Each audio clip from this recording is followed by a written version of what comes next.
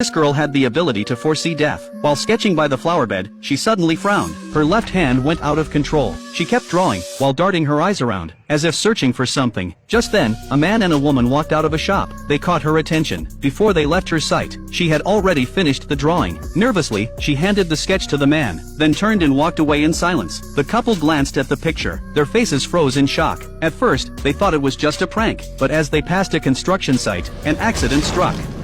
When the police arrived, they learned the man's death was exactly the same as in the girl's drawing. They quickly found the girl and asked how she could sketch the accident beforehand. The girl said she didn't know either, but when she saw the man, an image of his death automatically flashed in her mind. Anna wanted to dig deeper, but then the girl's father appeared, his eyes full of suspicion. He warned them not to drag his daughter into cruel experiments. Anna was left speechless. Seeing the terrified girl, she chose not to push further. Instead, she handed the father her card and quietly left. But she didn't expect. The girl later reached out on her own. This time, she showed Anna a strange drawing, a page covered in corpses. Anna was stunned. The girl explained what had happened. Not long ago, while riding a bus, her mind once again filled with strange visions. She opened her sketchbook, and her hand began to move on its own. Within seconds, she drew the face of a man who was about to die. She searched according to the sketch, and soon spotted a stone-faced man on the bus. But when she tore the page out, he had already gotten off. Time was running out. She shouted for the driver to stop, chased after the man with the drawing in hand, but despite her desperate efforts, she couldn't find him. That's why she decided to seek help from Anna, who was a police officer. This time, the accident could cause mass casualties. It immediately drew the attention of FBI agents. Using the sketch, they identified the potential victim and tracked down his home, but the man wasn't there. In fact, he hadn't shown up at work for a whole week.